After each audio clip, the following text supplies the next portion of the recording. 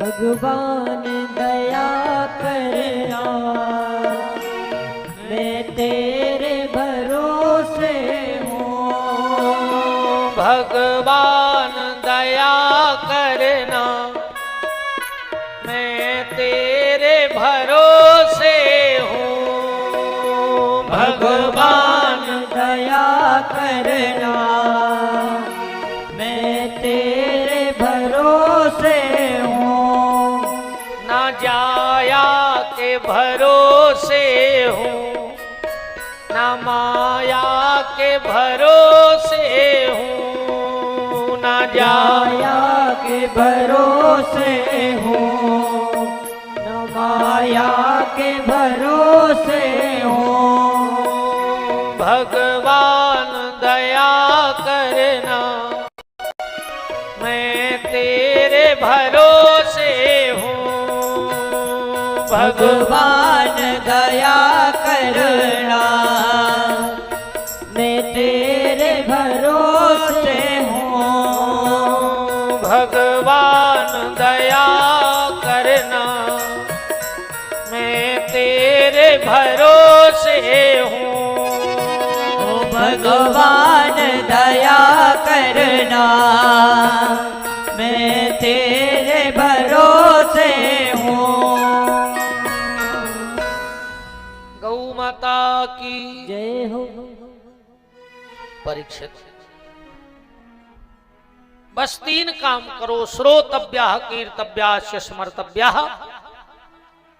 और अगर ये 3 काम कर लिए, देखो भगवान ने पहला साधन क्या बताया? श्रोतव्या, सत्संग।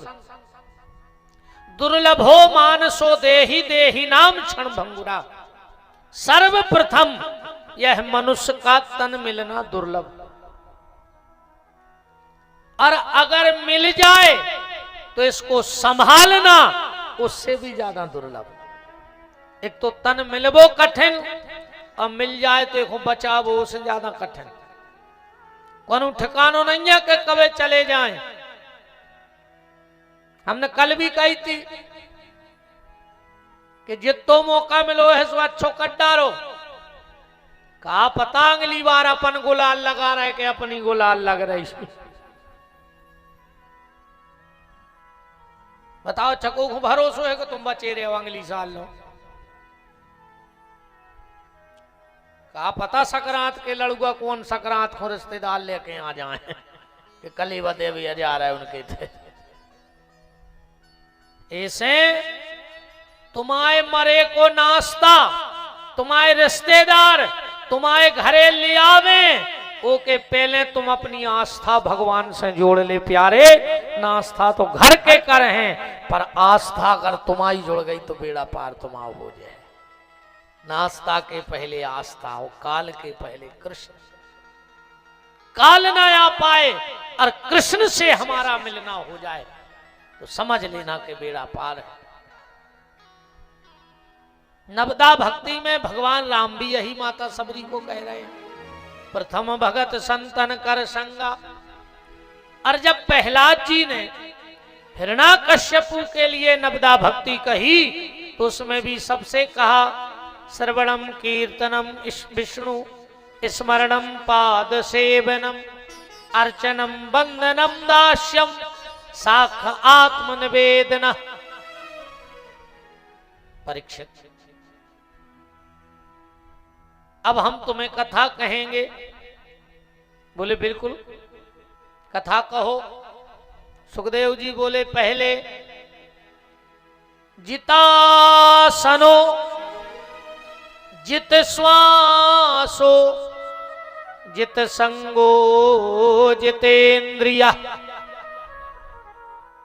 सर्वप्रथम श्रोता को सबसे पहला ध्यान देना है जितासनो, आसन को जीतना चाहिए। कोई भी साधना, कोई भी भजन, कोई भी तप, कोई भी तपस्या तुम जब कर सकते हो जब तुम्हारा साधना पर पावर हो, आसन पे पावर हो। जब आसन ही ने लगा पे हो तो कौन सो जाप करो। तो जितासन आसन जीतो। पहले 10 मिनट बैठो, महीना 2 महीना बाद डबल कर दो, 20 मिनट बैठे, फिर 4-6 महीना बाद 40 मिनट की आसन लगाओ। जब आसन सिद्ध हो जाएगी तो भजन में मन अपने आप लगने लगेगा। पर अगर आसन सिद्ध नहीं है तो भजन कैसे करोगे, साधना कैसे करोगे, तपस्या कैसे करोगे।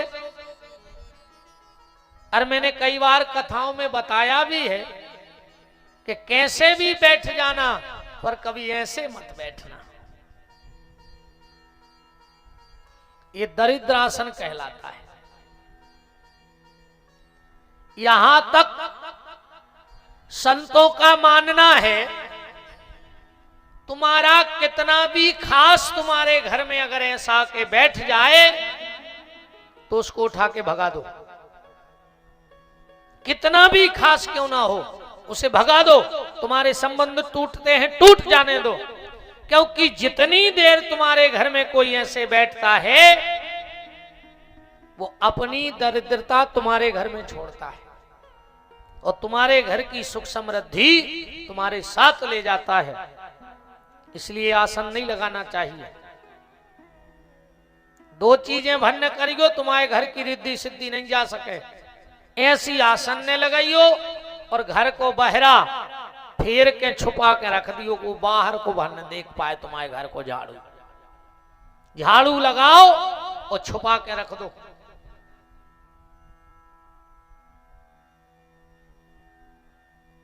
कई चीजें हैं, मैं बार बार बीच बीच में कथाओं में कहता रहता हूं। अब कोशिश करता हूं कि लोग इन चीजों का सुधार करें। एक गलती पुरुष मत करे जीवन में और एक गलती माताएं ना करें जीवन में। तुम्हारे घर की रिद्धि सिद्धि जाएगी नहीं, तुम्हारे घर में कलह बढ़ेगा नहीं। और आज इसीलिए हर घर में कलह है। व्यक्ति भी गलती कर रहा है और माताएं भी गलती कर रही हैं। व्यक्ति जब भी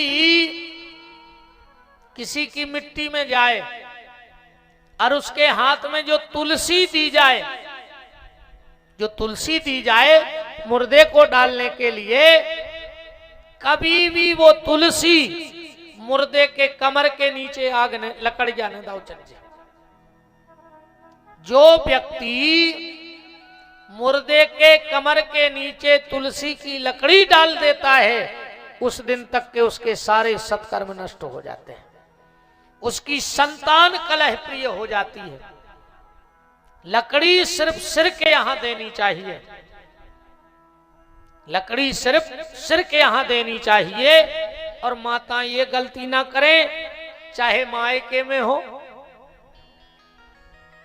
सुहागन नारी कभी भी 4 जगह खुले सिर न जाए।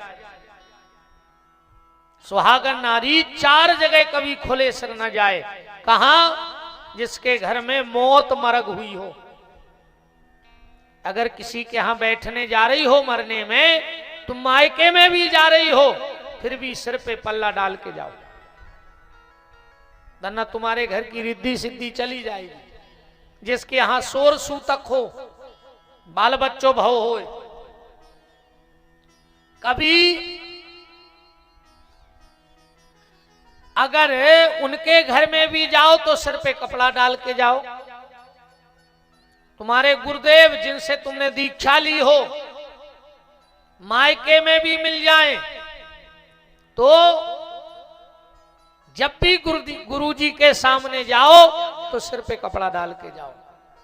और भगवान की कथा में कभी भी सुहागन नारी को खुले सिर नहीं बैठना चाहिए। अकऊ गड़ रही हो तो वही नो ढाक ले। बहुत को सर मनाओ के गौशाला में बैठे हो। हम वही दिन से कह रहे हैं, हमने एक शब्द तीखो नहीं बोलो, अन्य हम बोले हैं कथा में। पूरी कैसेट में सुन लियो। जिंदगी की पहली ऐसी कथा हो रही हुई है कि विपिन बिहारी ने अपनी नाक तोड़ के माए धर रही 7 दिन आए। इतने में तुम्हें पता पड़ जा तो कि हम का बोला, तो जो कुछ सुना तो को पता है। हाँ, अकेले थे हम सोच रहे कि सो एक शब्द तीखो न कर जाए, हर जगह हम जा सोचते हैं कि एक शब्द मीठो न कर जाए।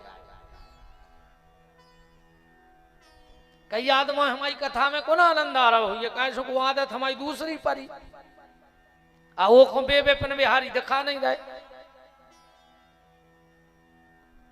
जौन बोलत है कथा, ये विपिन बिहारी कथा नहीं बोल रहे, ये तो इतने को बरेदी कथाया कर रहा है बस। एक बात फिर मिल गयो कैश तो पैसो फिर देख लियो।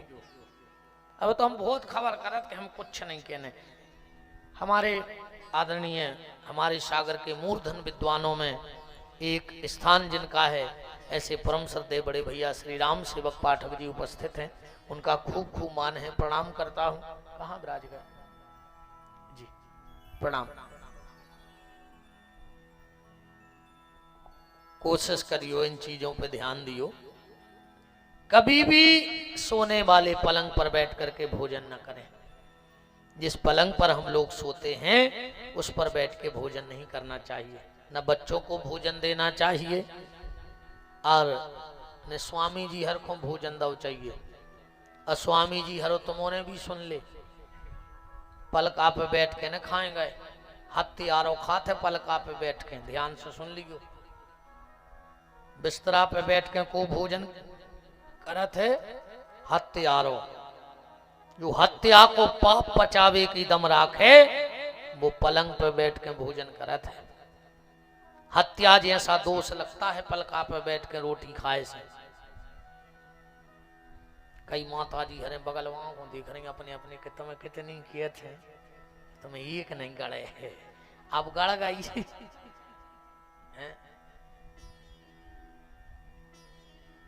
बोलो वृंदावन बिहारी लाल की। जितासनो आसन जी तो जित संगो असंग हो जाओ। असंग का मतलब है बिल्कुल अकेले। कथा में ऐसे बैठेंगे जैसे तुम यहाँ आए हो अकेले गौशाला और कोई हो ही नहीं अगल बगल। अगल बगल भी ऐसे व्यक्ति को बैठा रहेंगे जो भगवान की कथा को रसिक होए। न वो तुम्हें कथा ने सुनन दे, वो तो बीच बीच में बतियाता ही रहे, कह देना हो गए को आओ है चले जात के तई रेत।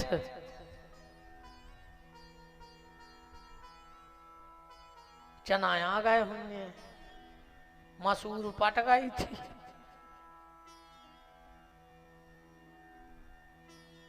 एक संत जी गए कथा सुनवे, तो सबसे आखिरी में पीछे बैठ गए। उनने सोची हमें सुनने है कथा, और बीच में बैठे तो आदमी पांव पर है, वतिया है, बोल है, तो सबसे पीछे बैठे। पूरे के बैठे ही थे और एक जने आके बगल में बैठ गए। बोले गुरुजी बहुत दिन में दिखाने। उनने सोची जा तो भाई गा तो भाई जौन सास के पीछे नहीं आ रहे भाई, भाई हिस्सा में मिल गई। भाई वही सास के पीछे तो घरे लड़ाई चल रही थी और पंच आए, वो कहने लगे तुम्हें इन खुराक ने पर सास को संग, इसे अच्छो तो नहीं हार पना ही हो। तो वे कहने लगे हाँ सब ठीक है, वो तन्ना आगे खिसक गए, तो वो भी खिसक गया। कहने लगे गुरु जी एक आध दिन घर है पधारो। वे कहने लगे हाँ है, पीपा जी महाराज की कथा आए, सुबह और सरक आए, वो भी खिसक आओ। कहने लगे गुरु जी और घरे सब अच्छे हैं। पीपा जी कहने लगे हमारे घर के सब मर गए यार, हल्ला न करो तो हमें कथा सुन लें दे, हम जोन काम को आए हैं वो कर लें दो, पहले जिस काम के लिए हम आए हैं वो काम करने दो। तो जितासनो जित श्वासो जित संगो, असंग हो जाओ, जितेंद्रिया इंद्रियों पर विजय प्राप्त करो। मन तुम्हारा गुलाम हो, तुम मन के गुलाम ना हो। मन तुम्हारा गुलाम हो, अगर मन को तुमने गुलाम कर लिया तो मनमोहन तक पहुंच जाओगे, और अगर मन के तुम गुलाम हो गए तो कभी भगवान तक पहुंचने वाले नहीं हो। अगर इस दुराचारी दुनिया में भगवान से मिलना है तो अपने मन को गुलाम बनाओ, तुम मन के गुलाम मत बनो। रावण ने एक वरदान मांगा, ध्यान से सुनना रामायण में। रावण ने क्या मांगा ब्रह्मा जी से? हम काहू के मरही न मारे और बानर मनुज जात दो बारे। रावण से किसी ने कहा कि तुमने मनुष्य से तुम्हें डर नहीं लगता? बोले काहे? बोले तुमने कह दी कि मनुष्य भर हमें मार देवे। रावण बोला कि सबसे ज्यादा डर तो हमें मनुष्य ही से लगता है। और बोले तुमने वही से मारवे को वरदान ले लो। रावण बोलो जब हमको मनुष्य वचन दे, जब हम मनुष्य वचन ही नहीं देखो, इतने गलत काम करवा है हम कि आदमी मनुष्य बचे है ही नहीं। तो जब कोई मनुष्य बचेगा नहीं तो हमें मारेगा कौन? हम सबको राक्षस बना ले, गलत कर्मों में लिप्त करा दे। रावण से कहा चलो ये भी ठीक है, पर तुमने कहा बानर, बंदर को क्यों जोड़ा? इसके लिए थोड़ा सा ध्यान तुम्हें देना पड़ेगा कि रावण सिर्फ मनुष्य और बंदर क्यों कह रहा है। कबीरदास जी का एक दोहा समझो। एक गांव में कबीरदास जी आए, गांव भर के लोग इकट्ठे हो गए। बोले कबीरदास जी सत्संग कराओ। कबीरदास जी बोले कर लो सत्संग, क्या दिक्कत है? तो कबीरदास जी तो सत्संग विचित्र ही है। तो क्या कह रहे हैं कबीरदास जी कि एक अचंबो हमने देखो और बंदर दोहबे गाय, दूध दूध तो सबरो पी गओ, घी बनारस जाए। हो गई कथा, जाओ घरे अपने अपने। अरे गांव के बोले कछु समझ ही में नहीं आओ। कबीरदास जी बोले एक बंदर था, वो गैया लगा रहा हो तो दूध पी लो 15 ने और घी बेच वे चलो गो बनारस। जब बताओ दूध पी लो तो घी बचो कहां से? बोले थोड़ा पुने पुने समझा दो। कबीरदास जी बोले तो सुनो, बंदर माने मन। जैसे बंदर कभी स्थायी नहीं बैठता, ऐसे हमारा आपका मन भी कभी स्थायी नहीं होता।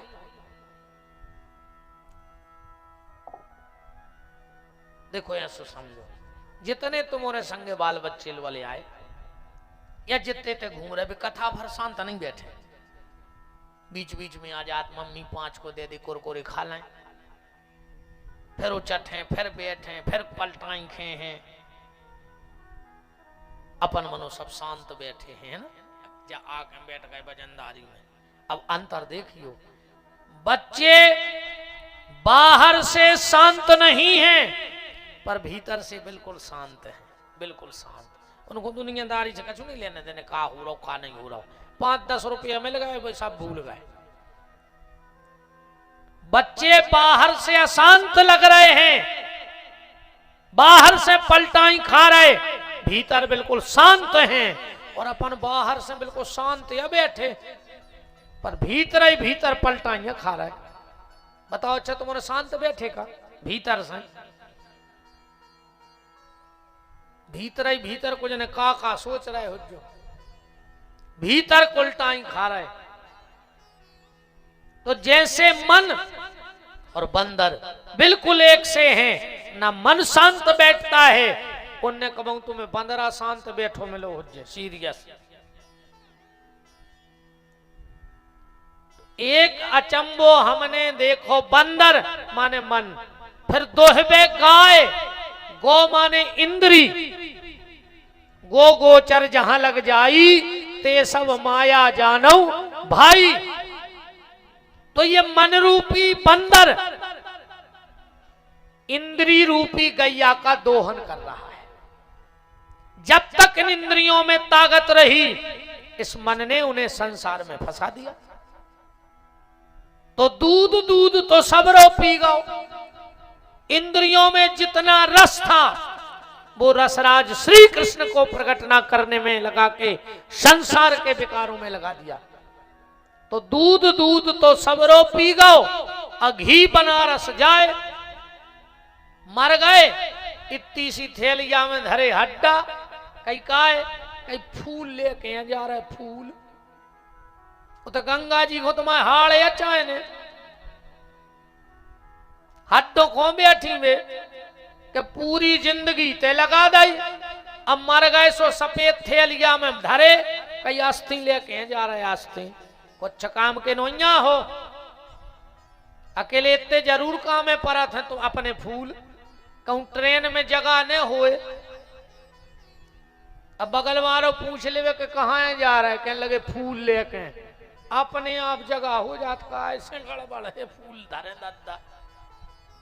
ट्रेन में भर हाथ दो हाथ की जगह न करवा सकत हो तुम, और तुम्हारे फूल का काम के बताओ। अरे भैया आखिरी में बाल बच्चे खारी लेके बरभान जाए, ओके पहले एक दो पुणे जी की ताई में सपर आओ, एक हम बैठे के बोरी में ये है यूरिया की।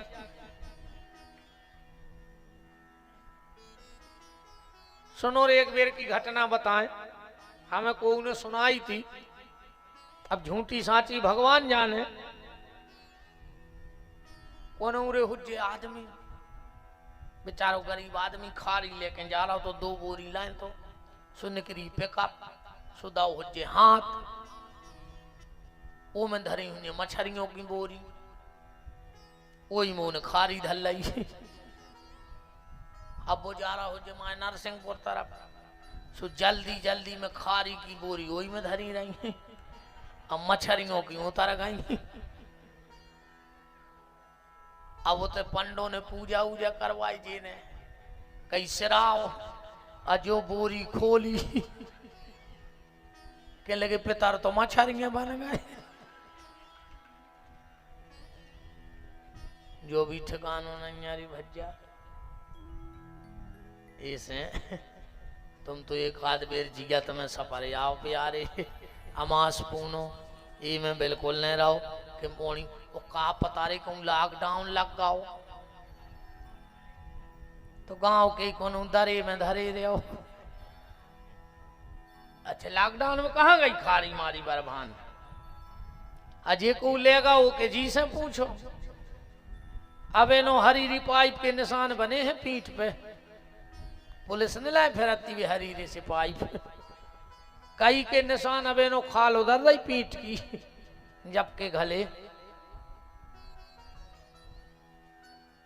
तो मन को अपने बस में करो, जितेंद्रिया इंद्रियों पर विजय प्राप्त करो। जितासनो जित श्वासो जित संगो जितेंद्रिया, इंद्रियों पर विजय प्राप्त करो। अब श्री सुखदेव जी कथा कह रहे हैं। परीक्षित ने प्रश्न किया कि भगवान ये बताओ, भगवान ने दुनिया क्यों बनाई, और अगर दुनिया बनाई तो भगवान को दुनिया बनाने की जरूरत क्या थी। और चलो भगवान ने दुनिया बनाई तो भगवान ने राक्षस काय बनाए, और जब भगवान ही के हाथ में सब हतो तो भगवान को राक्षस बनावे की जरूरत का हती। पहले दुनिया बनाई फिर राक्षस बनाए, फिर आए उनको मारो, बाही बाही लूटी और चले गए। जब सब ईश्वर के हाथ में है तो फिर भगवान को राक्षस बना नहीं आता। सुखदेव जी कह रहे हैं परीक्षित, व्यक्ति को यह नहीं सोचना चाहिए कि भगवान ने इतनी दुनिया कैसे बनाई होगी।